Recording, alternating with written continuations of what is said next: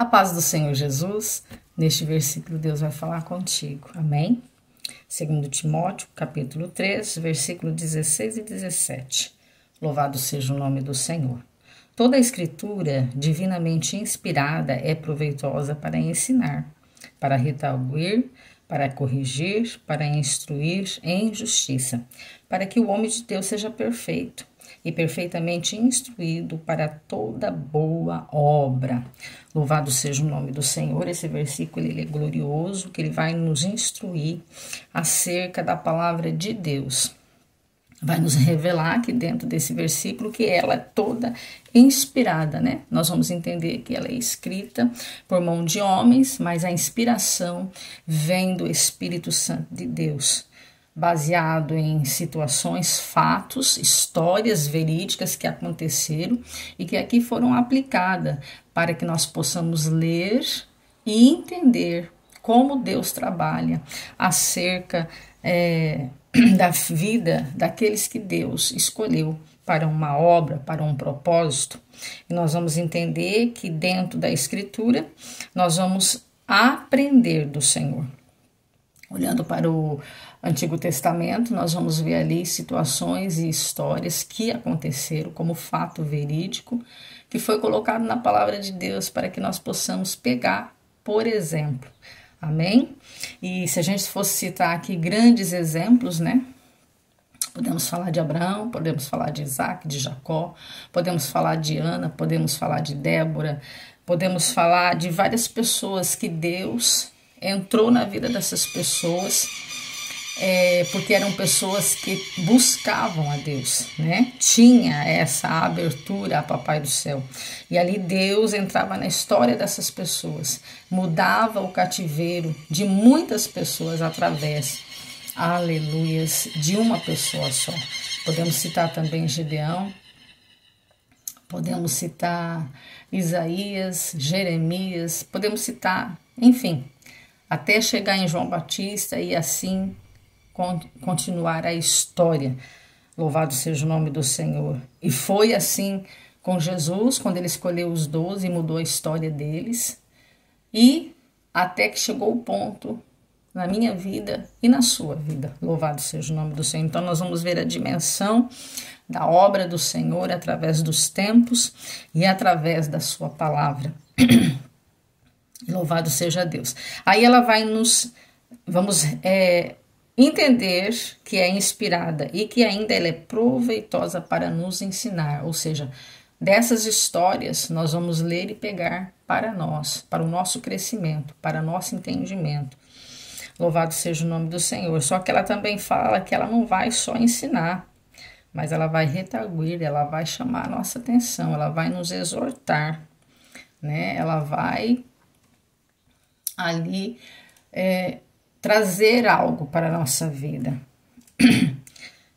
E também a palavra diz que ela vai nos corrigir, ou seja, vai nos mudar a direção, né? Nós vamos ver que o caminho que nós estamos seguindo é um caminho de perdição, um caminho fora da vontade de Deus. E a palavra de Deus, ela vem nos corrigir e dizer, tu estás com o caminho errado, o caminho é esse, o caminho e a direção é essa, louvado seja o nome do Senhor.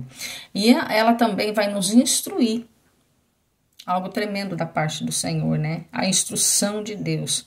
Como é bom ser instruído pelo Espírito Santo de Deus. Eu até costumo dizer que os meus vídeos, acerca de algumas coisas que Deus tem me revelado, e que traz alguns questionamentos para algumas pessoas, porque às vezes as pessoas, mas como que eu oro e Deus não me fala nada disso? Como que eu oro e Deus não me instrui dessa maneira, né?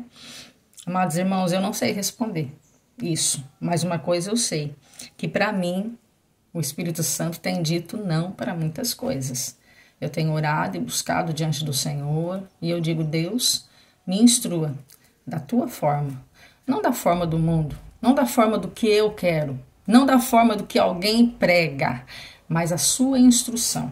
Não estou dizendo que quem está pregando errado, irmãos, mas eu estou dizendo que eu quero ser instruído e ouvir a voz do Espírito Santo. Porque quando nós ouvimos a voz do Espírito Santo, a instrução ela é reta, ela é justa, ela é certa e não tem danos para ninguém. Louvado seja o nome do Senhor.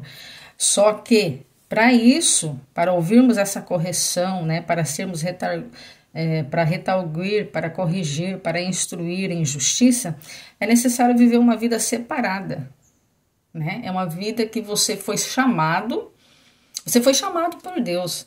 E a gente tem que entender que quando nós somos chamados, há um propósito da parte do Senhor. E esse propósito não é caminharmos dentro dos nossos pensamentos, nem dentro daquilo que nós sentimos. Porque fazer a obra de Deus não depende de mim, não depende de você. Fazer a obra é estar diante de algo que Deus colocou na nossa mão e nós temos que fazer.